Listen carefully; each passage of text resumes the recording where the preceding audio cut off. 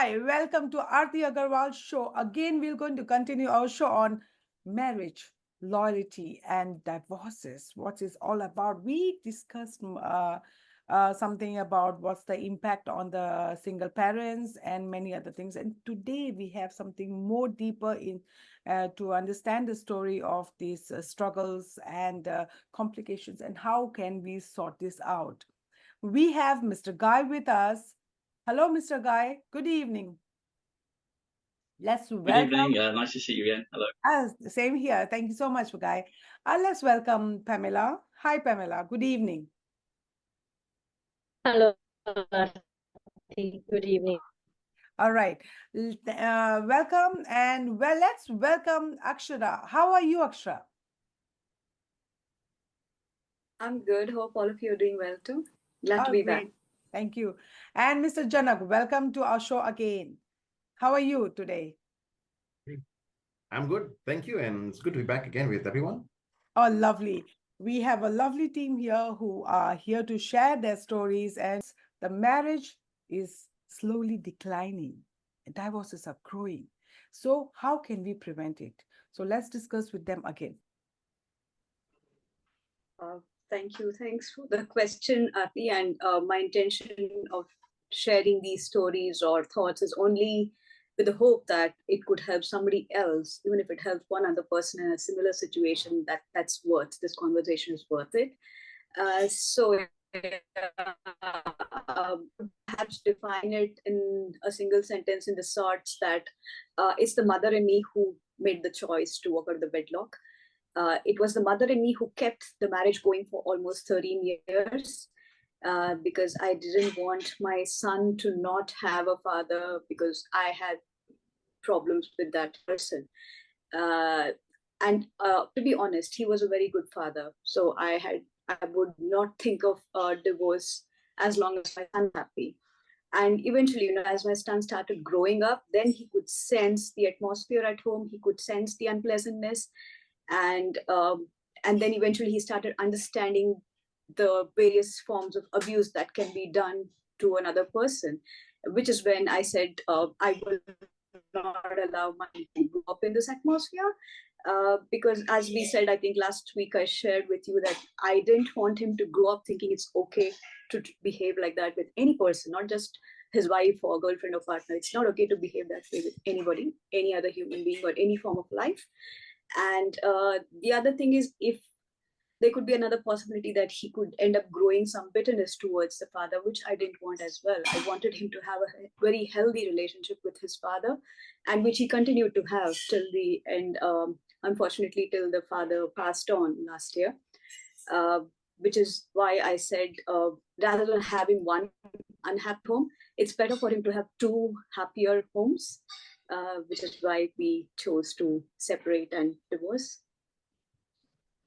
Thank you, Ms. Akshara. I understand you've been really strong. It wasn't easy for you to choose, but I think I agree with you because if we have to show our child an abusive life or relationship, that's definitely it's not going to be a correct life for him to learn. See, there's no general tip that I can give that can apply to everybody. But generally speaking, we should know ourselves very well. We should be confident in our own selves very well, which is when we will treat the other person with respect. So that feeling of respect and security and trust, I think, is the building blocks for a successful relationship, any relationship for that matter. Perhaps I would like to address few legal aspects, which I've interacted with several of single parents who've gone through abuse, and they don't know that these options are available to them. Why they continue to face certain hardship on a daily basis. It's very important for you to reach out to your community center. There's something called a family service center in almost every community centers. Please reach out to them. They will guide you to a legal counsel who has absolutely minimal fee to just let you know what the options are suitable to your situation. It's not like one solution will meet everybody's situation. No, quite unique to your own situation. So they have various forms of counseling available, various forms of protection that's available by the legal system. Please talk to your legal counsel to understand what suits you. For example, there's something called a personal protection order, wherein the person who's subject to abuse can go to the family court, just pay $1 and file a personal protection order. And then any breach of that order by the other partner is an arrestable warrant, is an arrestable crime. Not everybody knows about this. It just costs $1. So please go and talk to your legal counsel around your family service center, your community centers, and understand where you're empowered to do what. I'm not adding this should be the part, but for those who are already on such situations, I'm just trying to give some options. And the one thing that I did perhaps that really helped the legal situation was that when the abuse used to start, I used to just switch on the recorder in my phone. It's not like I used to do it on a hiding basis. I used to just record it in front of that person, hoping that the fact that is getting recorded will restrain the rage. But there's somewhere that kind of, taken for granted, saying, what will she do against me? What will she do against her own family or against her own home? So that somebody restrained the rage. But apparently all these recordings ended up being a good source of proof in the legal system. So the battle that would have dragged on for years just finished in a matter of 3 months, because it was all there in black and white and in proofs. So be intelligent. There's absolutely no harm in trying to protect yourself and your interest of your children. Please approach the family service centers.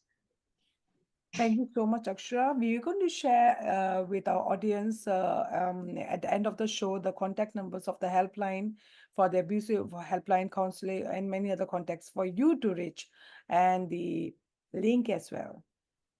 Well, that was really great support and advice from you, Akshita, and definitely a lot of we need.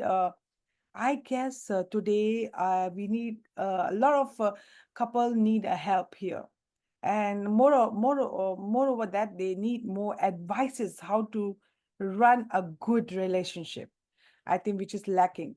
Yeah, So the family service centers do yeah, provide marriage counseling. The yes. family service centers provide marriage counseling. So please use the services if you can. Definitely, we are going to share the contact. Thank you so much for that. We are at the end of the show. Stay tuned on that. Now, let's speak to Mr. Janak. Mr. Janak, I have understood your life. You have been a very strong father, and you have been doing a great as a husband as well. But you faced some issue in your marriage life, and that made you to walk out from the marriage. And but right now you are struggling for the custody of your child, your son, and the pain, the feeling of you not to have or not to see him. We would like to understand how will if there's some single fathers who's facing the similar issue, they want to know your story. At the same time, what can they do about it? How they can deal with it? I was actually divorced, not by choice. I didn't have a choice. I tried to fight for my marriage, and after 6 months, I realized that it's not going anywhere because she made up her mind. And I'd have to respect that, because it would be a dead marriage and it will fall apart. So from that, from the divorce itself, I started facing issues in seeing my son. And I've tried. I went through what they have in Family Service Center. It's called DSSA, and tried counseling, and still very difficult because one party doesn't comply with orders, and they just, like I said, marriage, when it breaks apart, it's broken glass. It's sharp, but it still takes the person to realize that the child involved is the one that's going to suffer. And until today, I'm still struggling, but I still try. There are good times. There are times, many, many times, that I don't get to see him, but I still show up on a weekly basis. And that's without fail, because he is my son. I love him. I go to his school for activities, kite building activities. I go to his school, I take time off, I do whatever it takes. And sometimes they get influenced by the other parent. And like mine, he's being influenced again heavily, which I haven't got to see him for a long time. But I'm still trying. Every week, I'm still there. You can go by legal means, but it doesn't always help because well, the law is not always very clear. No matter how much evidence you have, it still falls back on one parent, which is the non-care parent, to prove beyond a reasonable doubt. And it's very difficult to enforce. Unfortunately, in Singapore, this is the way it works. It is almost impossible to enforce. So what we have to do is just continue to keep on trying, and you have to bear with it. But in bearing and all this, the biggest pain that I felt is what my son goes through. He knows what's happening. They just don't have the power to say it out because they're dependent on one parent. They're attached to that parent, and they're also attached to the other parent, which is me. They're stuck in the middle. That's what hurts the most. That is what really hurts the most. What they want to do, they can't do. Sometimes they lash out. You can see backfiring. You can see they don't listen to the parent anymore. They become even more rebellious because it's against their natural wish, which is really, really, really harmful to the kid. That is the worst of all. Children get lost because when they realize one parent, a lot of children, when they realize one parent has been deceiving them and they were involved in it, in rejecting the other parent, they decide to walk away from both. Who to believe, who not to believe, they just walk away from both. What do you have? You have a child that has gone out. That child is lost or is getting lost, and that child will find its own way, not listen to anyone. And that's where the bad path goes. That is a lost child. That is the biggest problem. That's the biggest heart pain you can face. Your child while you're still there. Singapore is a very small country. It's a small island. How far can you possibly be? 20 kilometers away from your own kid? But you still cannot see your child because you're bound by laws, orders, people who are just unwilling to cooperate. The child bears the brunt. That's my take on it. I think, and I hope seriously, all those who ever have children and they are separated or they're divorced, keep this away from your children. Whatever you have with your other spouse, you keep it with them and keep the kids out of it. You're ruining your own kid. And it's going to backfire on you because you lose everything. For what? For your own personal gains? That's the most selfish thing of all. In reality, that's the most selfish thing of all. I would recommend to stay away from these kind of things. We hear say anger, we hear say what I did, what I didn't do, I was mean, I was not mean, I should have done this. Put it aside. There's somebody else in the line. There's somebody else who's suffering all this. That's your kid. 1, 2, or 3 kids, how many ever you have. It's That's a the last trauma. thing. It's a trauma that goes through. Yeah, it's self-inflicted trauma by the parent. Right. Thank you so much, Mr. Janak. I would like